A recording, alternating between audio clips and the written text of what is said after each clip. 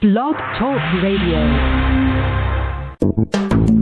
Welcome to the Institute for Personal Development, Kriya Yoga Ashram, where total consciousness is the new frontier.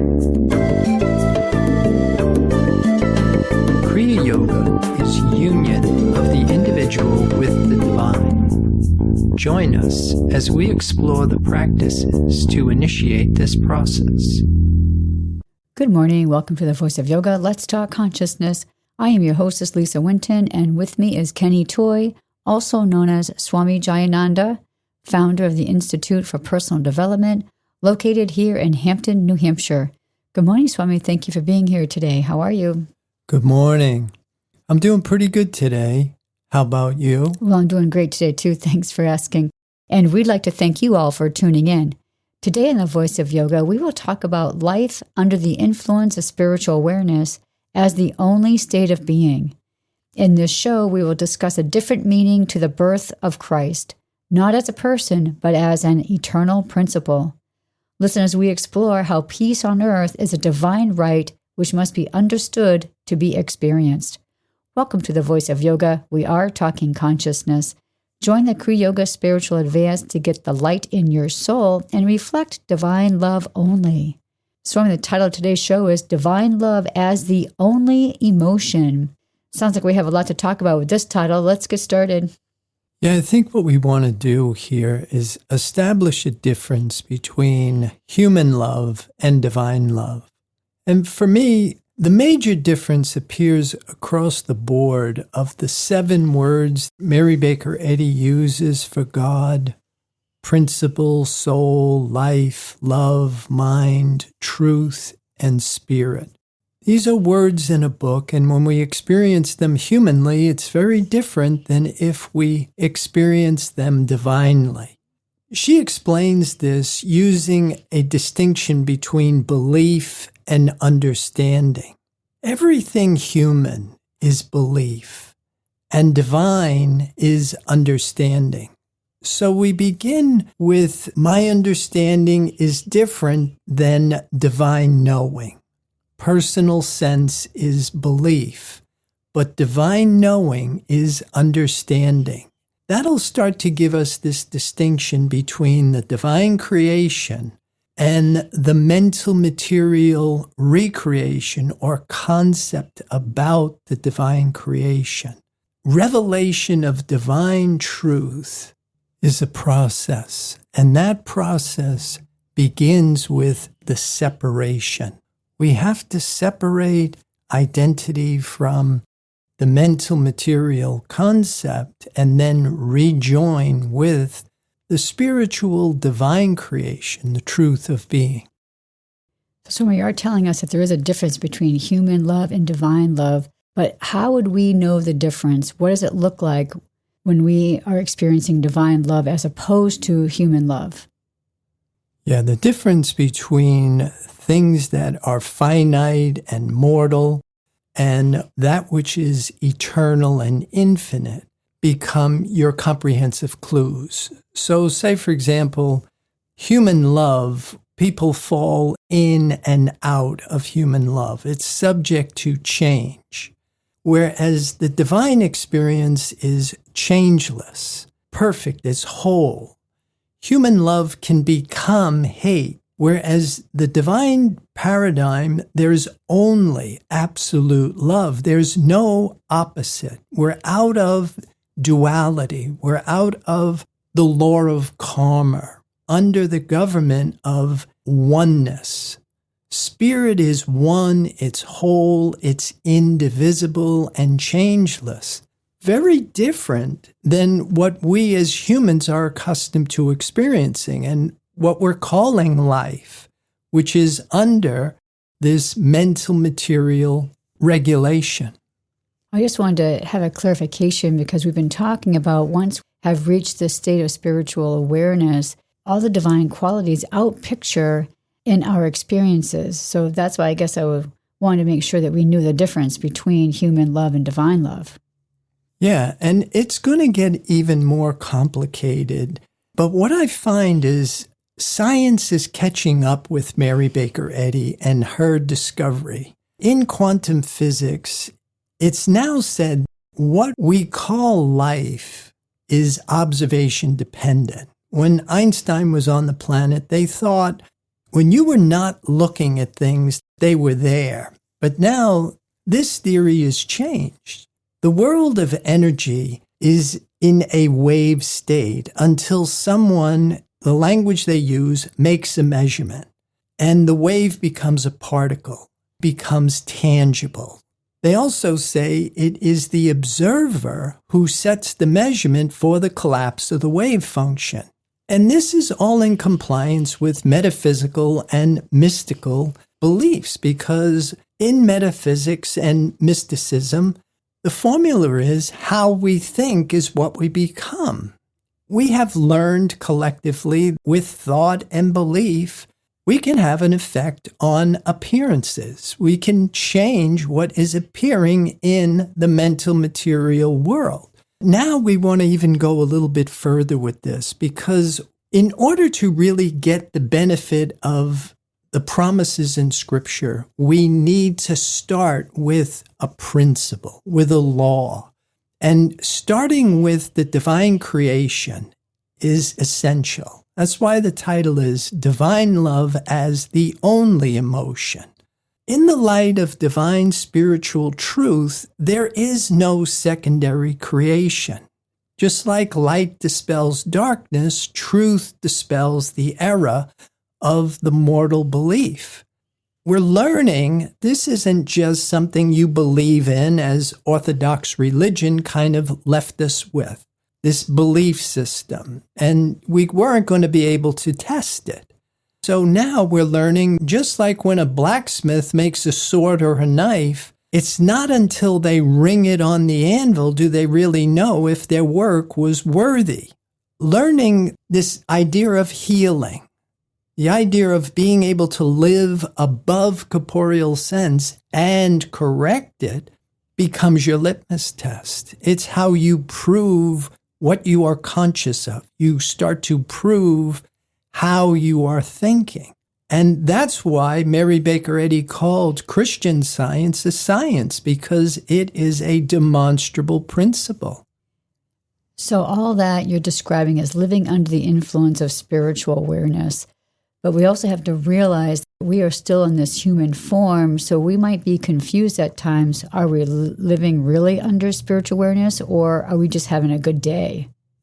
Yeah, you're right, because you can be having a good day karmically, but it's finite good, and it's subject to change.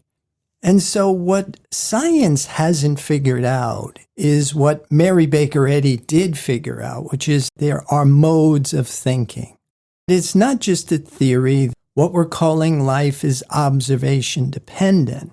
But there are these levels of consciousness and degrees of awareness. We can start to understand the operations of them. The Bible calls this repent, which translates to mean think differently. In her paper, Body, Mrs. Eddy coins the phrase to think with God as God, which is a huge clue in attaining what is also referred to in the Bible as the mind of Christ. And again, like we said, Christ doesn't equal Jesus. We want to start to open up our understanding of Christ as an eternal principle. Christ never left the appearance of the earth. Christ is ever present, and it is a principle. It is what makes the divine creation comprehensive to human consciousness. So we do need this Christ. We need the Messiah. Doesn't matter what you call it, it's the interface. It's what's going to make the divine creation visible and tangible to human consciousness. And so we have to learn how to think differently. Like you say, how do I know what I'm calling truth is the one true truth? Well, divine truth in consciousness will have the qualities of the Christ. The message of the Christ is heal the sick, reform sinner, raise the dead. Christ reveals what is there. The mental material model is really a counterfeit of what is there. So what we're looking at through our material senses isn't the divine creation. And so under spiritual regulations, it isn't there. It's not real. The only thing that is real is the divine creation. But until we have the mind of Christ, until we have this God experience in consciousness, we start with belief. We believe in the divine creation. Now that's the level playing field because we believe we're a finite mortal being. We believe in sickness, suffering, disease. We believe in death. None of this exists in the divine creation. So I'd like to discuss a little bit more about the birth of Christ. This being December and celebration of Christmas is right around the corner where most people will be celebrating the human birth of Christ. Well, let's talk about that in relationship to maybe the second birth of Christ. Yeah, the true birth of Christ isn't in flesh, but it is in spirit. It's in consciousness. And I think once we start to understand there are things we must do in order for us to induce this God experience.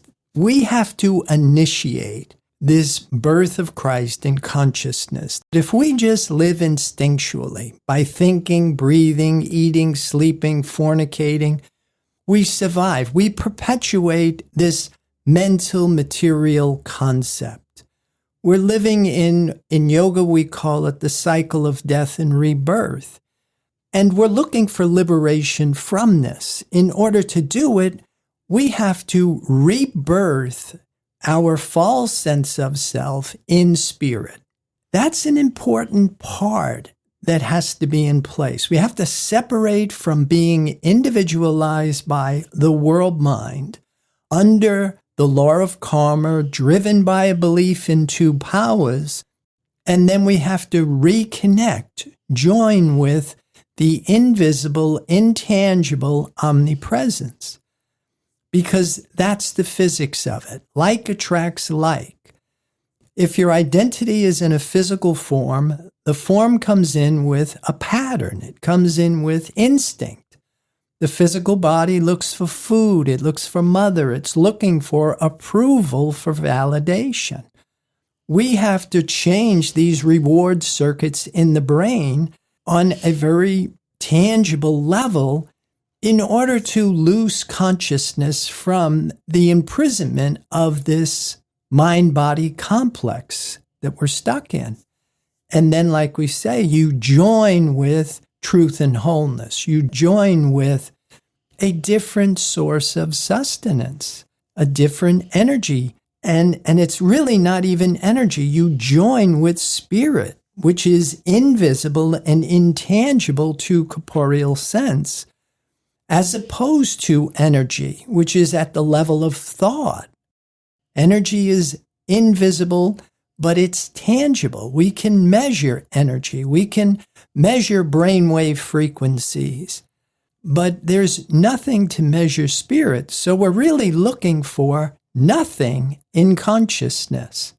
And then once the birth of Christ in consciousness, then you're able to decipher and understand what it is this invisible omnipresence is saying. So I want to ask you a quick question. You had mentioned that phrase from Mary Baker Eddy when she says to think with God as that clue of attaining the mind of Christ. So what would you say that would look like as we're doing that? Well, you have to understand that mortal mind thinks in terms of duality. It's rational. It works on contrast. Divine mind thinks in terms of the absolute. So in order to really understand the difference, mortal mind is in time. For mortal mind, there's now and then. But for divine mind, it's not in time. For divine mind, 500 years ago is now. 5,000 years from now is now. Space, another thing that you look at. For mortal sense, there's here and there. But for divine mind, everywhere is here.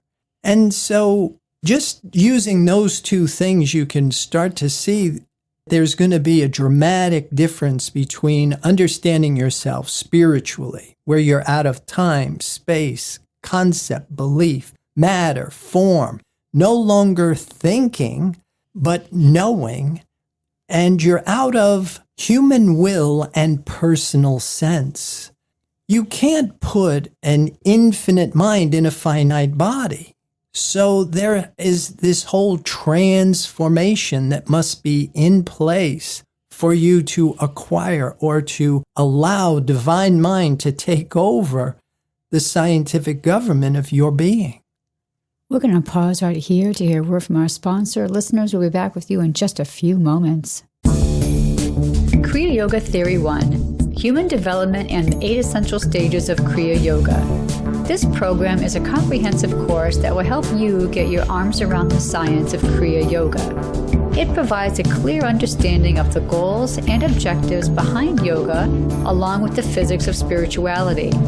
It includes the practices, supportive concepts of Kriya Yoga, and the process in human development, apotheosis, the process of the human becoming divine. A complete guide on how to become a human in the adult state. Get the light in your soul and experience the simplicity and joy of union with the divine. This course is available in live classes at the ashram or online with 8 videos or 4 CDs. Visit our website, www.ipdtransform.com, for more information.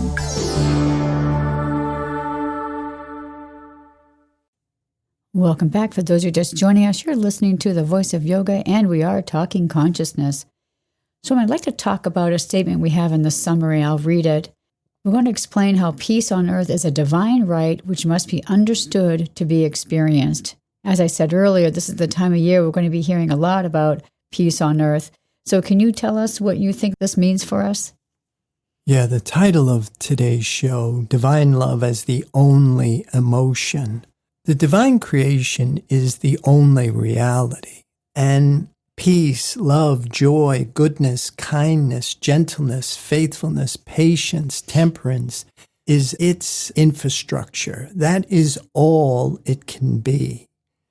Divine peace is very different than the human experience. The human lives in constant searching. We're looking for something to complete ourselves. There's this innate drive in a human being that we want to be whole, we want to be complete, and we're constantly looking on the outside to bring something in. With the birth of Christ, with the understanding life is perfect, whole, complete, that inner drive is satisfied. We're no longer looking for something to complete ourselves. Now we can rest in the knowledge. There's nothing that ever has to be added to or taken away from the divine creation. And so in the Bible, when it says, "My peace I give unto you," that's what we're talking about, to rest in the knowledge, resting in the understanding life is perfect. It's held, controlled, and governed by this divine law of absolute goodness, eternal life. I know we've been talking a lot about the 2 words of understanding and knowing. So I think what you're saying is we have to really know what divine right means in order for us to understand it, in order for us to experience it and demonstrate it. Would that be correct? Yeah, to really start to unbox this, you have to work with language, faithful and orderly with the objects of sense. To say knowing and understanding, you have to understand you're in the realms of idea. We make a very clear distinction between thinking, forming thoughts and opinions based on information coming through duality, is what we would call thinking.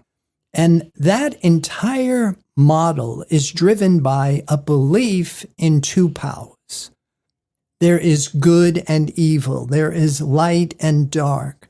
This polar opposite polarity creates this false sense of life. When you shift to divine mind and you're now working in the absolute, the terms that we would use for that would be knowing and understanding. Divine mind doesn't form thoughts and opinions based on this false sense of existence. Spirit only knows spirit. It only knows the absolute. And so once you start to develop the understanding of how this stuff works, it's kind of like, you know that you can't get email with a calculator. You never pick up a calculator and start pressing buttons and wondering where are the messages. But if you pick up a cell phone, you also know that has its platform, it has its apps and procedures, and you learn how to navigate through that. Well, as we start to work with this human complex, this mind-body complex, and we learn how it's working, we understand the difference between when you are aware of yourself physically, when you are aware of yourself mentally, and when you are aware of yourself spiritually. It's like the difference between driving a car, driving a boat, and flying a plane. And you don't just lump it all in with generalizations. I've heard people say, if you can drive a car, you can fly a plane. Well, to some extent, that's true. You can do anything with the proper training, with an understanding of how it works. And then just like playing a piano is basically hitting the right key at the right time for the right amount of time. But what we learn is you can't always oversimplify everything. Just because society wants to make everything user-friendly and they want to try and create this level playing field, what you find is we don't have to do that. Understanding the oneness of spiritual reality, understanding yourself to be one, is what does all of that. But it's without trying, striving, struggling, seeking, planning, or even asking. It's resting in the knowledge. It's letting divine truth reveal itself to you. So I see that here that we have a soundbite from Herb Fitch. Maybe we could play that? Yeah, and if anybody's interested in the full audio file or the complete program, you can get this at mysticalprinciples.com, and I'll play it. He loved them unto the end. Does it mean the end of the life of Jesus Christ on earth? Or does it mean what was said later, I can never leave thee, even unto the end of the world? He loved them unto the end.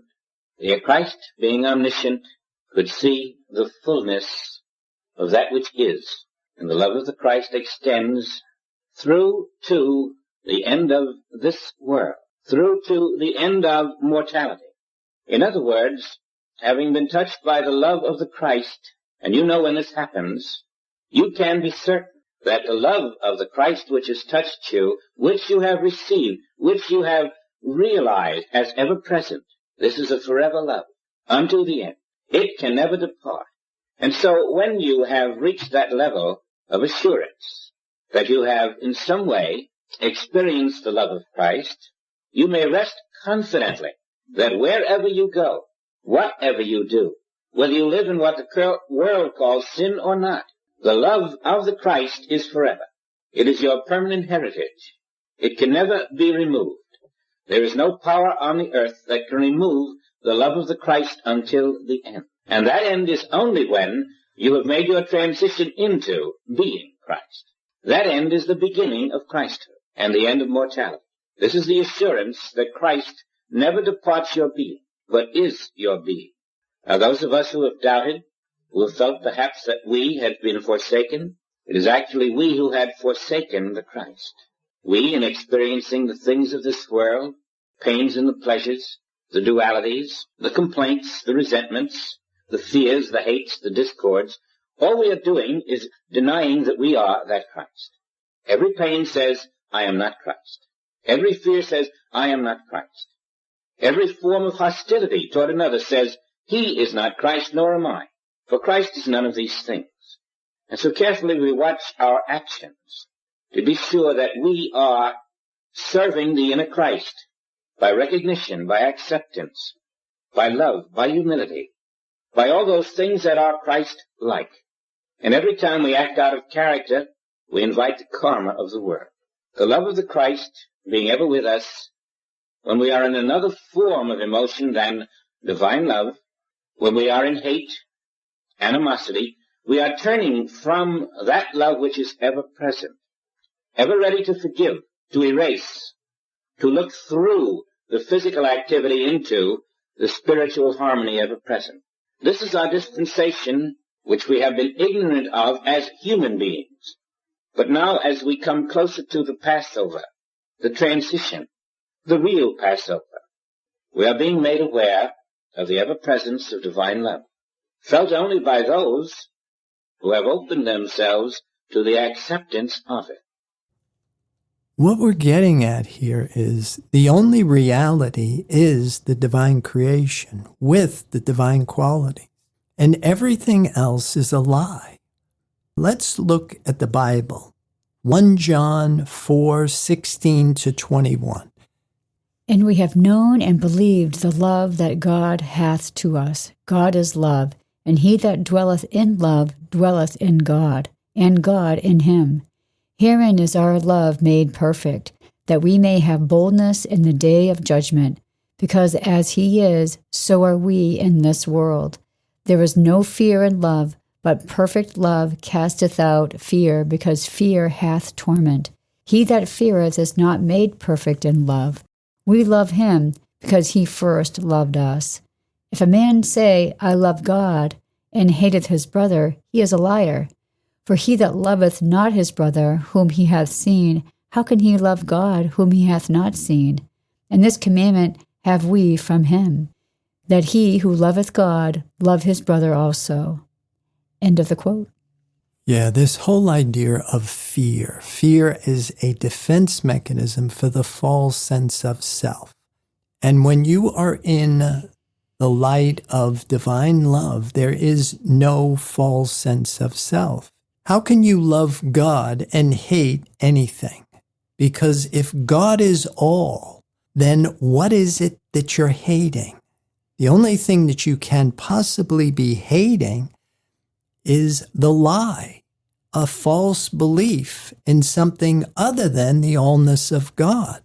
And more I'm starting to see how Scripture supports this and encourages us to sin no more, no longer living out from the testimony of the material senses, but is encouraging us to think differently, to stop thinking, start knowing, graduate from this mortal mind and accept the mind of Christ, which is everywhere, always. So I really like the question, does it mean the end of the life of Jesus Christ on earth? What Herb is telling us here is, and that end is only when you have made your transition into being Christ. The end of the false sense of existence. And like he said, that end is the beginning of Christhood. And it's the end of humanhood. Well, that's going to complete our show for today. So listeners, be sure to visit the website, www.ipdtransform.com. On any of the pages, you can scroll down. You'll see several buttons there that you can press that will further your understanding. And Swami, any final thoughts about today's program? Well, I would like to encourage people to join the Kriya Yoga Spiritual Advance, get the light in your soul, and reflect divine love only. Namaste. Thank you for listening to our program, The Voice of Yoga. This is Lisa Winton, along with Swami Jayananda, signing off. Have a wonderful Kriya Yoga revelation. Namaste.